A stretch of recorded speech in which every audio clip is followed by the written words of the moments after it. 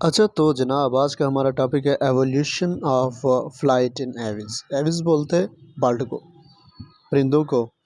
तो जब हम एवोल्यूशन की बात करते हैं तो हम उसके जो हिस्ट्री होती है ना, बैकग्राउंड, वो सारा बताते हैं कि किस तरह एक एक करैक्टर डेवलप होता रहा तारीख में, कितने मिलियन साल लगे, कौन सा करैक्टर जो है वो डेवलप हुआ, फिर उसके बाद वो ख़त्म हो गया तो नए कौन से करैक्टर डेवलप हुए। तो एवोल्यूशन में जो बर्ड्स में सबसे पहले फोसल हमें मिलते हैं वो आर्कियोप्टेरक्स के हैं। ये 1861 में फोसल डेवलप हुए बुवेरिया, जर्मनी में। तो ये ना 150 मिलियन ईयर जाएगा, मतलब 150 मिलियन साल ये पुराने थे। उस वक्त जुरासिक पीरियड में आर्कियोप्टेरक्स रहते थे। ये फोसल हमें जर्मनी से मिले। इसमें फ़ीचर कौन से थे आर्कियोप्टेरक्स में? ये फ़ीचर एक रेप्टेलियन के साथ मिलते हैं कुछ के। एक लॉन्ग टेल थी रेप्टेलियन की तरह और क्लॉड फिंगर्स थी, इस तरह ये कला चमड़े की तरह फिंगर थी। और complete head was not preserve. तो ये मसला था, कंप्लीट हेड जो है ना वो प्रिजर्व नहीं हुआ था। तो किस तरह वो आइडेंटिफाई करते चीज़ों को कि ये बर्ड है भाई, ये क्या है, जबकि उसका हेड ही नहीं मिल रहा, एविडेंसेस कंप्लीट नहीं मिल रही। तो कंप्लीट हेड तो प्रिजर्व नहीं हुआ, लेकिन इम्प्रिंट्स मिली, फीदर्स की इम्प्रिंट्स मिली और राउंडेड विंग्स की इम्प्रिंट्स मिली। इन इम्प्रिंट से एक मेन एविडेंस मिल गया कि आया ये आर्कियोप्टेरक्स परिंदे हैं या नहीं है। तो फीदर और राउंडेड विंग्स की इम्प्रिंट से पता चल गया कि आर्कियोप्टेरक्स परिंदे। 16 साल बाद इसी आर्कियोप्टेरक्स के न्यू फोसल डिस्कवर होते हैं और वहाँ पे इनका हेड प्रिजर्व होता है। वहाँ पे बीक लाइक जॉज में टीथ मौजूद होते हैं, दांत मौजूद होते हैं। और उसके बाद 4 और डिस्कवरीज हुई आर्कियोप्टेरक्स की, जो कि ये फिर कंफर्म हो गया कि ये जो बर्ड्स हैं ना ये रेप्टाइल से ही इवॉल्व हुई हैं।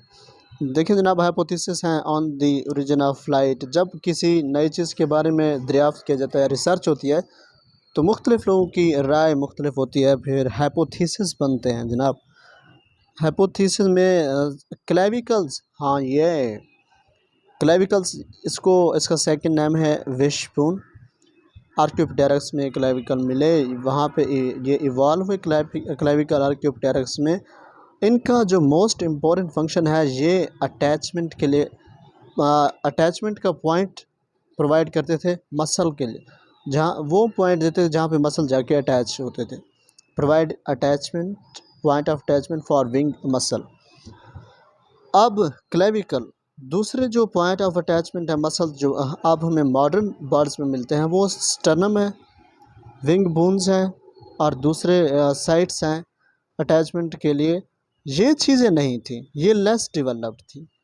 आर्कियोप्टेरक्स में स्टर्नम, विंग बोन्स और दूसरी other sites of attachment less developed थी, लेकिन क्लेविकल्स थे, विशबोन था जो कि पॉइंट ऑफ अटैचमेंट प्रोवाइड कर रहा था।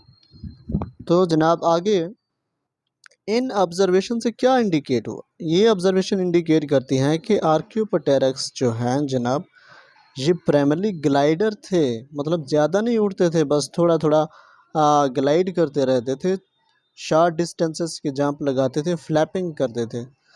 तो मतलब फुली तौर पे जो फ़्लाइट है वो डेवलप्ड फ़्लाइट नहीं था, पावर फ़्लाइट नहीं था, ग्लाइड करते थे और फ्लैपिंग करते थे, शॉर्ट डिस्टेंसेस के छोटे छोटे जंप लगाते थे। कुछ जोलॉजिस्ट, हाँ अब यहाँ से डिवीज़न हो रही है थाट्स की कि कुछ जोलॉजिस्ट की डिवीज़न हुई। कुछ जोलॉजिस्ट ने सोचा कि ऐसे है, कुछ ने सोचा कि ऐसे नहीं है, नहीं ऐसे है। तो पहले क्या कहते हैं, कुछ ये कहते हैं कि जो क्लॉड डिजिट्स हैं वो आर्कियोप्टेरक्स क्लॉड डिजिट्स को यूज़ करते थे एक ट्री के ऊपर क्लाइंब करने के लिए, या उसके ब्रांच से ब्रांच तक या ट्री से ट्री तक क्लाइंब करते थे, या फिर वो ग्राउंड पे भी जंप लगाते थे। कुछ जोलॉजिस्ट का मानना ये है कि क्लॉड डिजिट्स को इसलिए इस्तेमाल करते थे। अब ये जो है ना, फ्लैपिंग तो वीक थी, जो भी था वीक था या स्ट्रॉन्ग था, क्योंकि एवोल्यूशन से ना एक चीज़ डेवलप होती है वक्त के लिहाज ला, जितना ज़्यादा वक्त गुजरता जाता है उसमें मज़ीद बेहतरी आती जाती है। अगर वो सही है ना, आगे जाके उसने फ़ायदा देना है, तो एवोल्यूशन में उसमें बहुत सारी एडवांसमेंट आती हैं, वरना वो करैक्टर फिर ख़त्म हो जाता है। तो फ्लैपिंग वीक ज़रूर थी, लेकिन उसने वेल पावर्ड फ्लाइट एवोल्यूशन में बहुत अहम किरदार अदा किया। अब यहाँ कुछ और ज़ूलॉजिस्ट हैं जो कि ये कहते हैं कि नहीं जनाब, ऐसे नहीं है। वो कहते हैं कि हैंड लिम्ब स्ट्रक्चर ये बताता है कि आर्क्योपेटेरस बाइपेडल थे, ये रन करते थे, पैदल चलते थे और कभी कभी होपिंग अराउंड द ग्राउंड और लंगड़ा कर चलते थे ग्राउंड के ऊपर। ये दूसरे ज़ूलॉजिस्ट हैं जो कि ये बता रहे।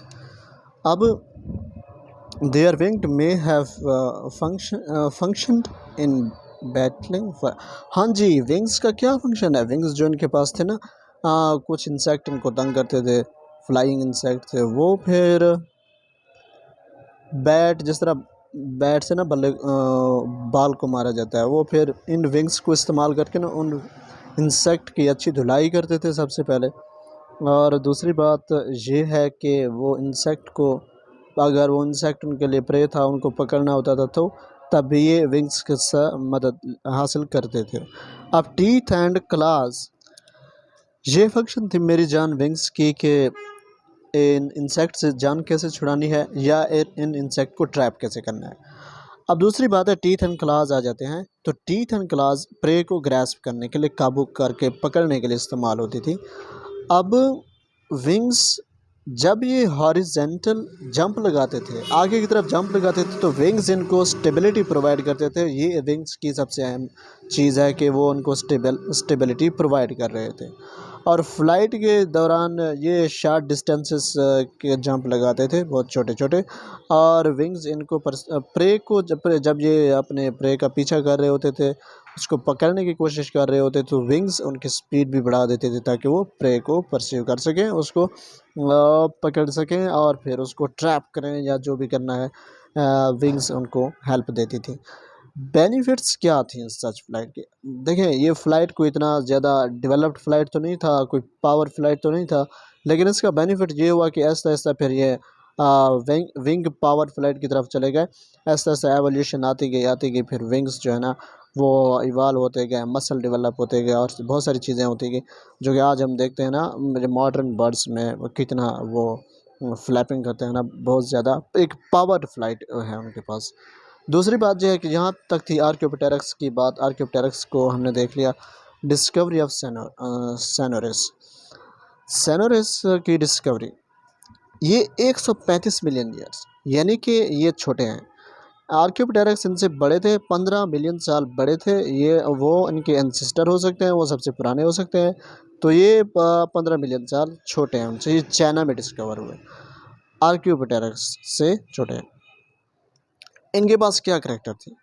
उनके पास करैक्टर थी कि उनके पास सिर्फ क्लेविकल था, और जो दूसरी अटैचमेंट के पॉइंट्स थे, स्टर्नम, विंग स्पून्स, वो नहीं थी जिस तरह मॉडर्न बर्ड में होती है। लेकिन इनके पास जो करैक्टर थी ना, वो मॉडर्न बर्ड के सिमिलर करैक्टर रखती थी, इंक्लूडिंग जिस तरह मशाल एंड बॉडी है, टेल है, स्टर्नम है। स्टर्नम इनमें प्रेजेंट था विद अ लार्ज सरफेस। अब स्टर्नम का देखें सरफेस एरिया फॉर फ्लाइट जो है ना वो ज़्यादा था, लार्ज था। अब यहाँ पे क्लास हैं, वो क्लास रिड्यूस हो चुकी हैं यहाँ पे। वो वहाँ पे क्लास थे ना, वो ट्री को एक ट्री से दूसरे ट्री में जंप करने के लिए या फिर उसको ग्रैब करने के लिए इस्तेमाल होती थी, लेकिन वो क्लास अब रिड्यूस हो चुकी है, उनका साइज़ कम हो चुका है। यहाँ पे 4 लिम्स मॉडिफाइड होके क्या कर रहे हैं जनाब, वो विंग्स की फोल्डिंग कर रहे हैं। विंग्स को जब ये रेस्ट में आते हैं ना, परिंदा जब बैठता है, रेस्ट करता है, तो 4 लिम्ब क्या फोल्ड हो जाते हैं उनके विंग्स के ऊपर रेस्ट के दौरान। अब these characters indicate that power flight was well developed before 135 million year. ये करेक्टर्स स्टर्नम की प्रेजेंस, क्लास का रिड्यूस हो जाना और 4 लिम्स का विंग्स को फोल्ड करना ड्यूरिंग रेस्ट इंडिकेट करते हैं कि 135 मिलियन साल पहले भी ये करेक्टर पावरफुल फ्लाइट में बहुत अहम थे। उस वक्त भी पावर फ्लाइट पाया जाता था।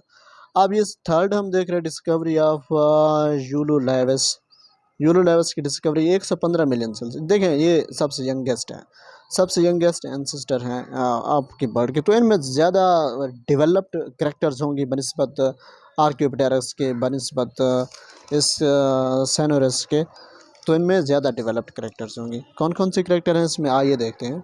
फोसल ये दिखाते हैं कि इनमें एक विंग स्ट्रक्चर है जिसे एलूला कह रहे हैं हम, ये स्ट्रक्चर पाया जाता है। मॉडर्न बर्ड्स में भी हमें अब भी मिलता है ये एलूला का स्ट्रक्चर। इससे क्या होगा जी, स्लो हॉवरिंग होती है, फ्लाइट होती है, लंगड़ा के चलना, ये फिर इस तरह के फोसल्स ये इंडिकेट करते हैं कि complex flight mechanism associated with slow hovering and highly manoeuvrable flight evolved at least 115 million year. 115 million साल पहले स्लो हॉवरिंग और highly manoeuvrable flight evolve. 115 million साल पहले जो परिंदे थे वो इसी तरह फ्लाइट करते थे जो कि बर्ड्स अब हमारे पास मौजूद है। ये था हमारा आज का टॉपिक, एवोल्यूशन ऑफ फ्लाइट।